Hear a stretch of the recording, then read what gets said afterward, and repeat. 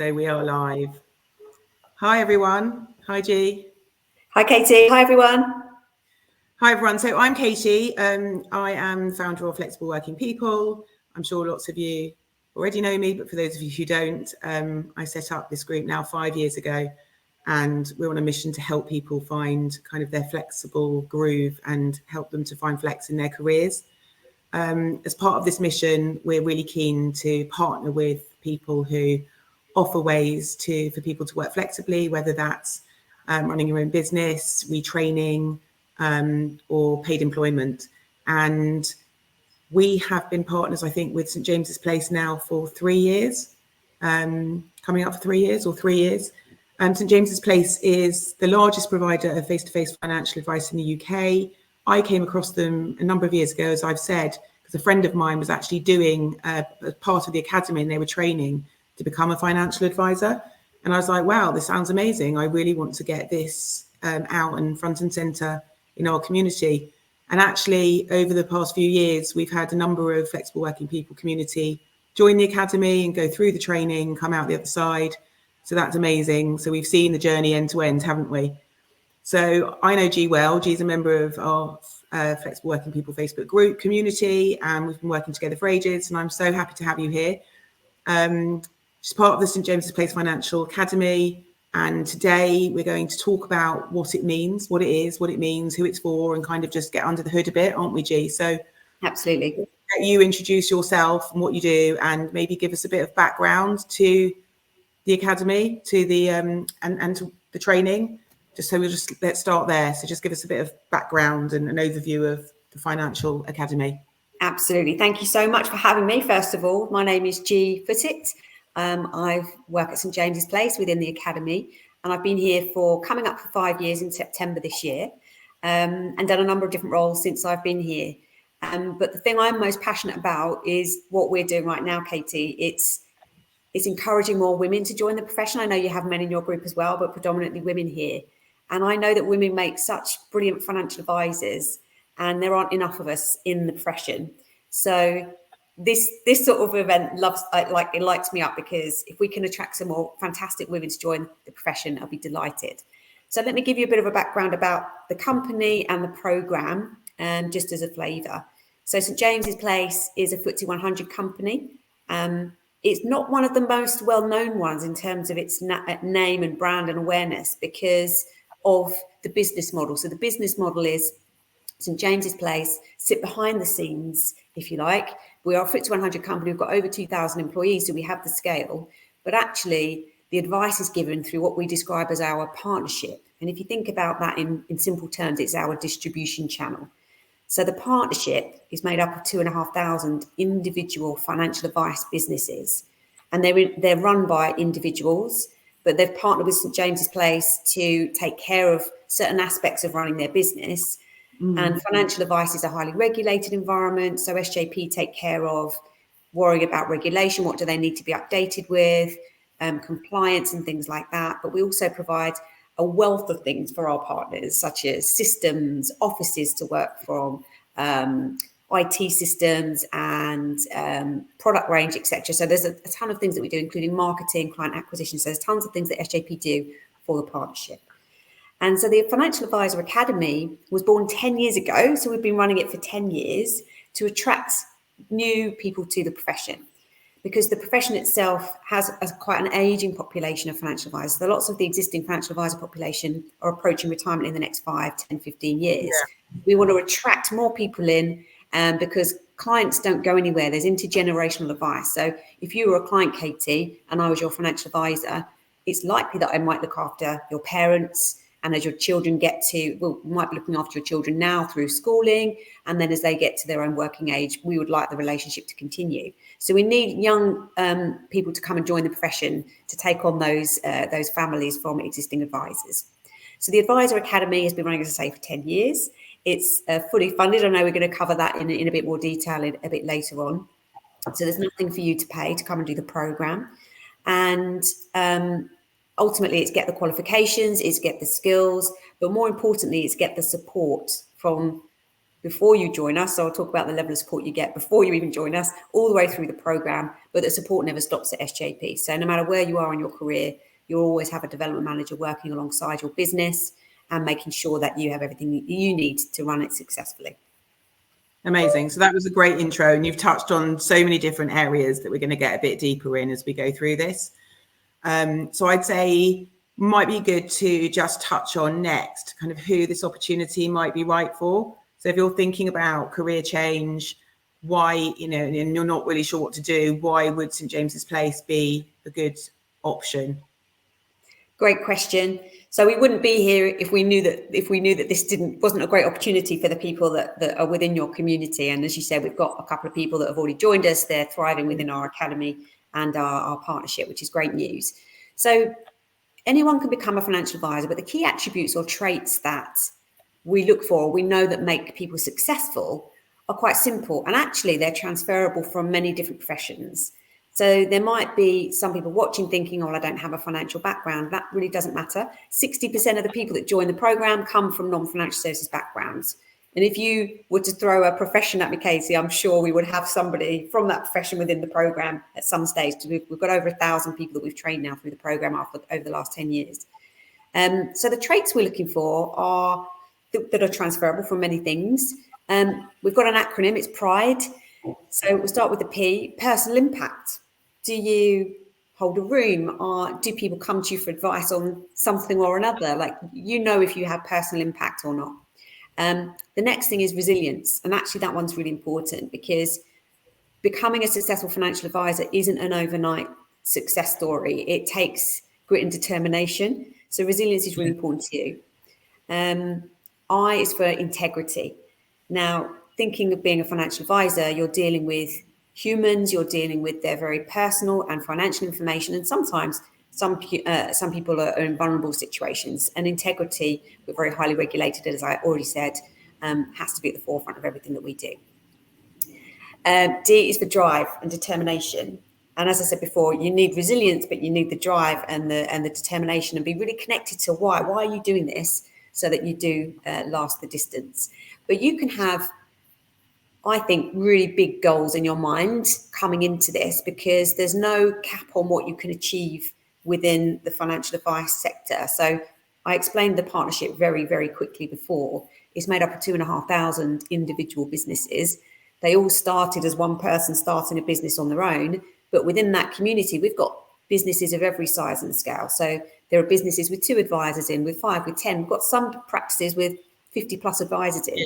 So there really is no limit to what you can achieve here. And then the final letter is E for empathy, or I like to also include emotional intelligence within that as well. So being able to sit down in front of a person, really understand the world through their eyes, what things are important to them and their family, so that you can provide them with really great advice.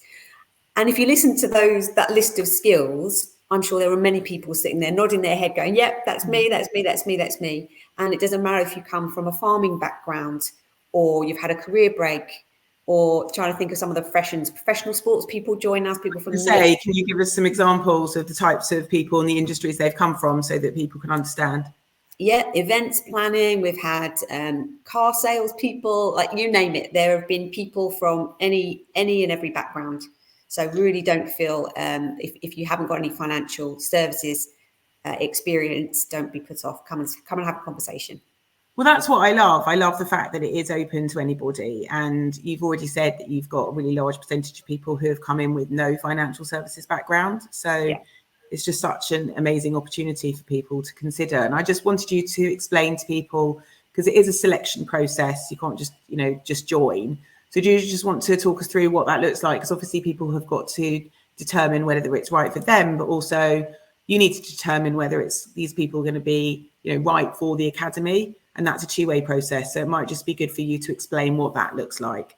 Absolutely. So initially, it's really, we like to call it very human experience. It's very conversational, and it doesn't move into any formal interview until right at the very end, where we will have held your hand through doing some homework and doing a lot of thinking and really preparing for that final, much more formal phase. So we have a team of recruitment managers across the country. So no matter where you are, there'll be somebody close to you. So those initial meetings can be virtual. They can be coffee meetings if somebody's close by. Whatever you feel comfortable and want to do is the way we would go. But initially, it would be, let's have a conversation. Let's find a little bit about you. Obviously, our people are there to answer any questions that you have and make sure that you walk away with all the information you need to go and start making some choices and decisions, having conversations with people at home. As you move sort of into the more formal part of, if everything you're listening to is sounding good, you're nodding your head a lot, you're feeling excited about it. Well, then, as I say, I said some homework. Now, that sounds maybe a bit strange in an interview process to do some homework, but it's really just thinking about starting a business. And I know, Katie, you're a very astute businesswoman, and there are lots of things you need to think about before you start a business. So what we do is help people to think about those things before they even join, so that nothing's a surprise when they join. Now, I've said starting a business, there also is the opportunity to join one of our existing practices. So this isn't just for business owners. As I said, we've got those 2,500 practices that sit within the partnership. Many of them are growing and they're looking for additional advisors to come and work within their businesses. So if you feel like starting a business is a step too far to do, as well as a career change, then you can maybe do a stepping stone into a practice before you have your own business, or just come and get a role within a practice and be very happy there and potentially take over that practice as the existing partner retires in 10, 20 years' time. Another reason why I literally love St James's Place, because it's not just about setting up your own business, which can be really daunting. And I know you hold their hand all the way, but it's just about having that choice of whether you become an associate in an existing practice or you set up on your own and so on. Yeah. So there's definitely something for everybody once you've retrained, which is amazing. So let's just talk about the training itself, because we've talked a lot now about kind of who it's for and so on, but like, what does it involve? How long does it take? Great questions. And it's been a while since I've been in here to do a Facebook Live. So we've made some great changes and updates, and it's far more flexible. Flexible is the key word in this group. So it's far more flexible than it's ever been before. And we can thank COVID for something, because I think it's made the whole world more flexible, which is good. So our program now has 2 entry points. So we have an entry point for people who need to get qualified. So in order to be a financial advisor in the UK, the minimum qualification is a level 4 diploma in regulated financial advice or financial planning. And there are a couple of different exam bodies that you can achieve that through, 2 or 3. We've partnered with the Chartered Insurance Institute as our examining body. And when you go down that route to get the diploma, there are 6 different exams or 6 different modules. You need to pass all 6 to then become a fully qualified financial advisor. So our academy program has an entry point where people need to get the exam. So they join us and they study with us. And that study period, we call it term 1, is for 3 months. Now, I do need to just note that the exams, as I say, there are 6 exams in total. One of the prerequisites we have before people join, because it is a fully funded, there's no sort of outlay to St James's Place for the training. Part of that kind of commitment is, can you get a couple of these exams yourself before you join? So that's a litmus test of can you study? Are you able to get through the exams? Are you willing to put yourself through that in order to get on the program? So it's a bit of a 2-way bit of give and take at the beginning. But if you need help and support with any study materials and things, of course, we're here to help with that.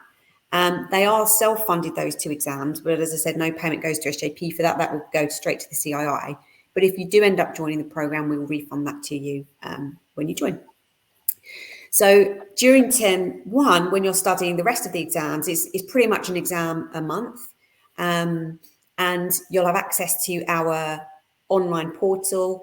That first 3 months, as I say, is very flexible. So you'll get your whole timetable laid out ahead of you. So you'll understand when you need to be available for a live session. And you all get development managers, and they will be local to you. So as well as your exam support, you could also be meeting up with somebody locally to have a conversation if you needed help with something in particular. But the majority of the training is virtual in that first 3 months.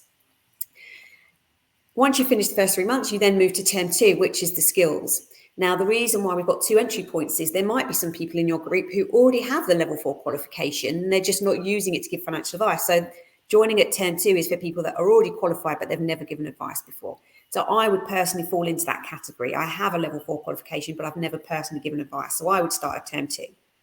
So this is now, well, I've got the textbook knowledge, but I certainly couldn't sit down as your financial advisor tomorrow, Katie, because I've not been trained to do it. I've got the knowledge, but I don't really know how to do it. So this is all about turning that textbook knowledge into the skills that you need and making sure that you're keeping yourself and your clients safe in terms of the compliance, and just deepening your knowledge. So term 2 has some in-person elements and some virtual elements, and a lot of on-demand as well. So if you think about Netflix style of learning, there are modules that you can watch in your own time, and some of them, as I say, will be live, but you'll get the whole 6 months ahead of time if you're starting at term 1, knowing where and when you'll need to be. So if you do need to get some childcare cover for the in-person training in term 2, then you've got plenty of time to plan for that.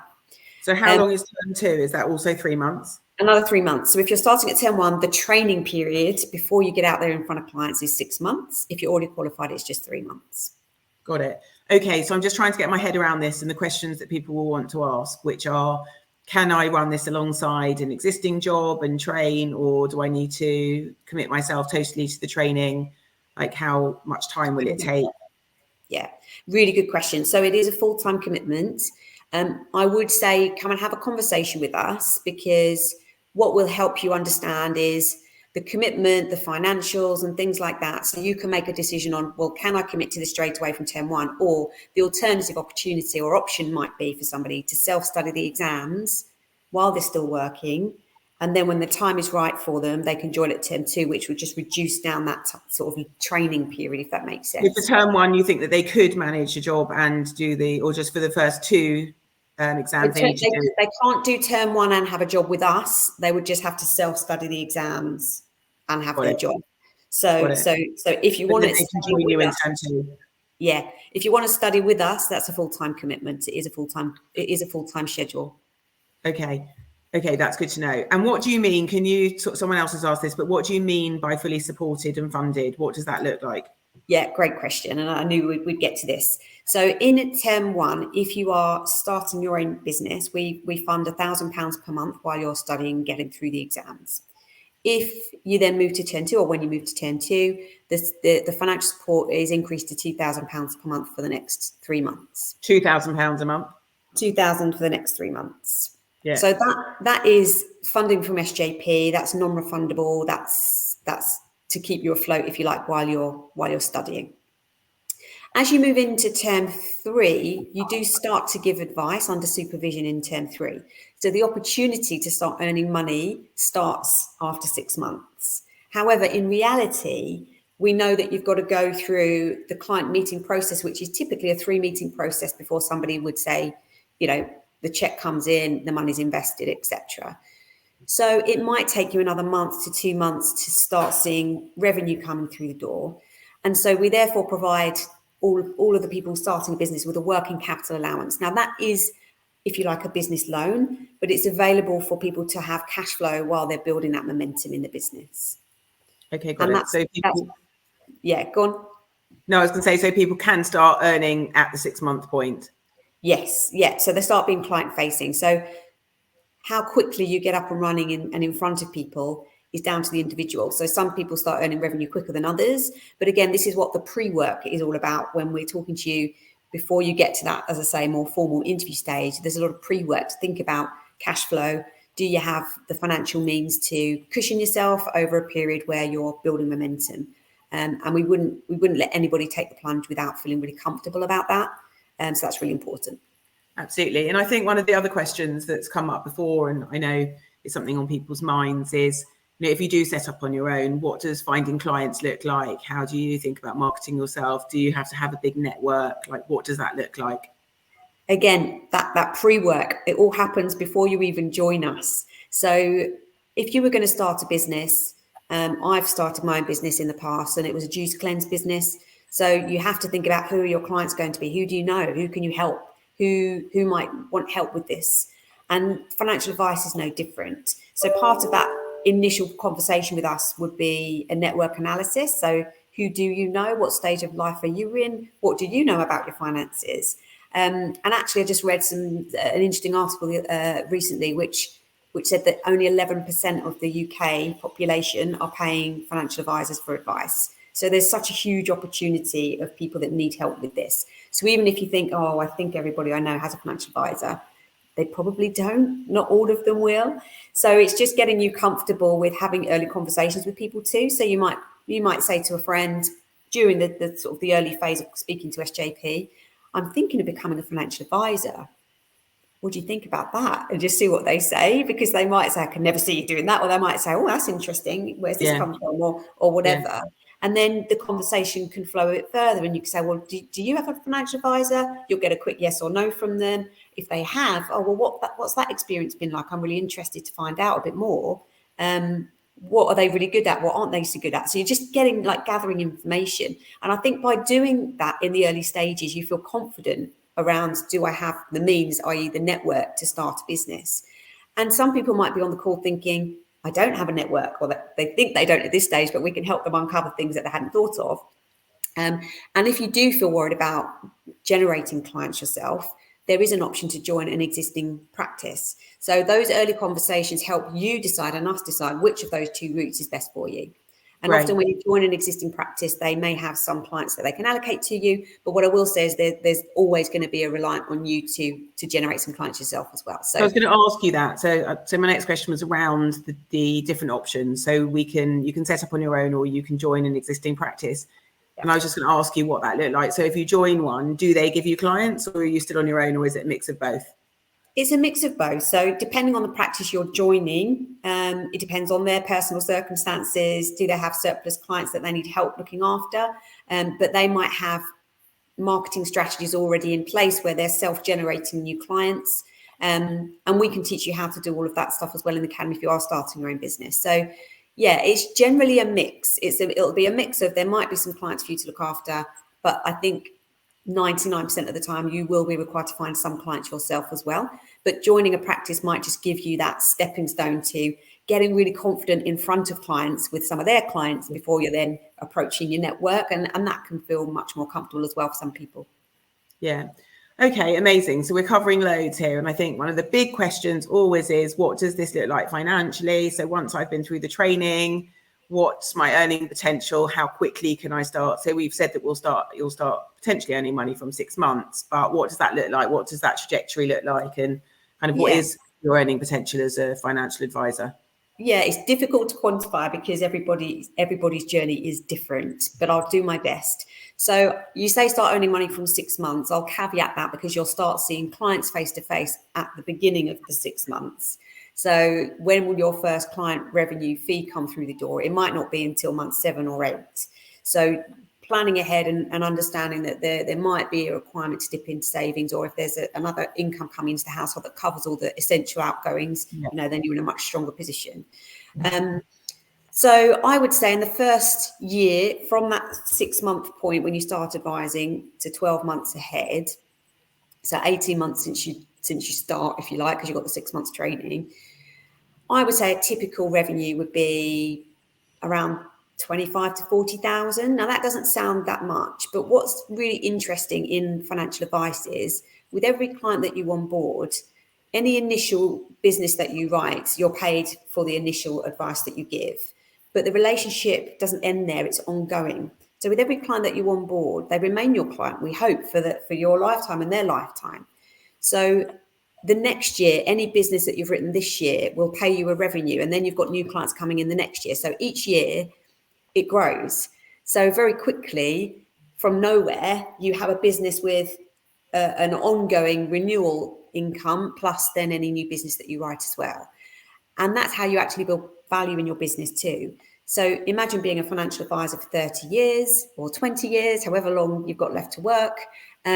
You've been seeing lots of clients, you've got however many millions under management, and you've got families that you're looking after.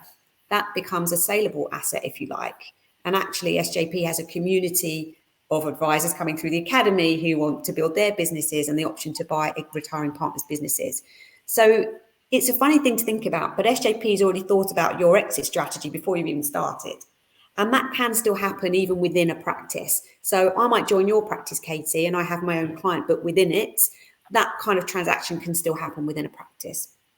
Okay, got it. Okay, so just explain again in terms of earnings potential. No, just on the earnings potential. Do you get paid for seeing somebody as a financial advisor, or just on the products that you sell? So the way the model works with financial advice, it's not like an accountant or a solicitor where you get sort of billed by the second.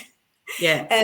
There's actually a lot of value that financial advisors give to people for free up front, and they only get paid if the client takes the advice. So yeah, it's an interesting one. So if I had to sit down with you, Katie, we had an initial fact find, we understood what your personal circumstances were, I would go away, come back with a report to suggest, my recommendations to you. Yeah. We'd meet again, you'd understand all of that, you'd ask me any questions, then you'd have some time to go and think about it. And then it would be the third meeting when we're saying, yes, okay, we're signing the form, we're going to write some business. But typically, because you're building that value, you're building that trust with the client, it works. Otherwise, SAP wouldn't exist. No, it's great. I just wanted clarification so that people understand how it works. And also just in terms of like start dates, because in the old days, we'd have like fixed locations and start dates, and now it's more virtual. Are they rolling start dates? Like, what does that look like? So if somebody wanted, is there like a cohort that starts every month? How does that look? Exactly that, Katie. So we're really fortunate that we have cohorts starting every month, whether you're starting at term 1 or term 2. So they are rolling throughout the year. So that means you can time it with what's important in your family. So we have flexible working. I'm assuming people need to be flexible around something or another. It may be children, it may not be. But if it is children, you might want to start in September, for example, because the school holidays are out the way. So I think that's really helpful for your audience. Brilliant. And on that flexibility, I think one of the questions I saw coming up, because there's been a lot of questions, we're going to get to those in a minute. Great. But one of the questions is, once you've got through the 6 months, how flexible is flexible? And I know that it's very flexible. So do you just want to cover that? Yeah, ultimately, you're in control. So if you're joining a practice, it will be down to the practice as to how often they might want you to be in the office. And you'll know that before you join the practice. If you're having a conversation with a practice and they're wanting you to be in every day and that doesn't suit you in terms of your flexibility, you wouldn't join that practice. So we'd find the right opportunity for you. And you don't need to worry about matchmaking yourself to a practice. We do that. We know which practices are hiring, which area we're in, and we're trying to match personalities as well. So you don't need to worry about that. If you're starting your own business, you're running your own business. So you manage your diary effectively. The only time you would need to be in a certain place at a certain time is when you're seeing a client. And we do this as well with clients. So we would always recommend a first meeting with a client should be face-to-face, but then review meetings can be virtual. So if you need to manage your diary that you need to do the school run and there's no meetings between certain times in your day, you don't book meetings at that time. And it's interesting. We've had lots of women join the program over the years, and there's lots of really interesting stories. So I'll share a couple of videos in the group over the coming weeks, Katie, so people can hear for themselves. But one of the videos that we've shot recently, one of our advisors was saying, I imagine that I had to go to networking events in the evening and I had to be in the city all the time. And then we filmed her in her networking event. And she said, I even do my networking in the school hours. So there's groups of people that do stuff within those hours that work for people that have children in school. And then what you might do is once they've gone to bed, you might do your admin and your follow up in the evening. Yeah. I mean, I've seen it in real life, and I know because I know that people have come through the program, and lots of them are parents, mums, and you get to run your own business on your own time and build your own flexibility. So it totally works.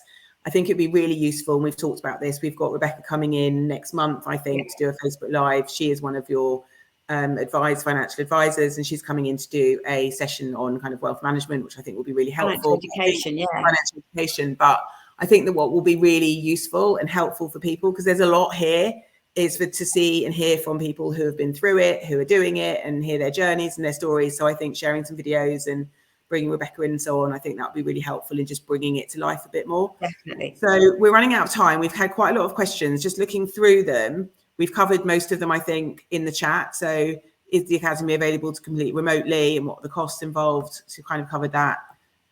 So yes, mostly remotely. There will be a bit of in-person that people get notification, and they can term 2, and they can plan for that. Cost involved, none. Is it funded? Yes. The first term is £1,000 and the second is £2,000. I'm just going to answer these for you as I whiz through them. Is the Academy purely to become advisors, or can it head towards compliance? The Academy is just for financial advisors. Okay. What's financial support in the program? We've covered. What's the commitment once training is completed? Sort of covered that too. It's up to you in terms of the commitment. There isn't any sign on the dotted line. You can't leave for X number of years. So it's again flexible. We hope you'll stay. There's a question around this, and I was, because this is new to me as well, around this doing the 2 exams yourself bit, which is quite new. So are you already accepted into the academy at that point, and therefore so you're not funding yourself to do exams and then so I would say come and have a conversation with us. Don't worry about thinking about exams before you've even spoken to us. Please come and have a conversation with us. You could be completely through selection process before you even pick up a book. Some people like to be prepared before that, but it will just depend on when you want to start the program, because you've got to get them done before you start the program. So you'll be accepted into the academy before you start your training, because people are saying you can be accepted in before touching an exam. Absolutely. So come and speak to us before thinking about any exams. Absolutely. Agreed. So I would say we're going to drop some links into the stream. G is on point and she can answer any questions that we haven't covered now. But I would say next steps are to get in touch and just have a preliminary chat if you're interested, to find out a bit more about it and to see if there's... Absolutely. Yes. So I'll put a link and it will take you to our website, and it's a contact form. But if you wanted to just have a look around the website before you fill in the contact form's just in the right-hand side of the website, but I will put the link directly to it just for speed and access. But go and fill in that form. One of us will give you a call back, and we really look forward to speaking to you. Brilliant. And for anyone who is not watching this live, or knows someone else who wants to join, this video will be available to watch on replay. That was another question. So if you didn't get to make it and you're watching this on replay, please drop some comments or questions. We'll answer them, and we'll put the link in so that you can set up a discovery call or a meeting with St James's Place, and they can answer all of your questions that you have and work out if there's a synergy. Okay, well, that was brilliant. That was a whistle-stop tour to time. There's so much to take on. It is an incredible opportunity, but there's a lot there that we've been through. So I think that setting up a call and just asking all your own questions would be really helpful if you're interested in this opportunity. As I said, we've got Rebecca coming in next month, and G and I are behind the scenes, and we're going to plan to bring in some case studies and show you and showcase some of the people who've been through the program, because as I said, I think that's really going to help.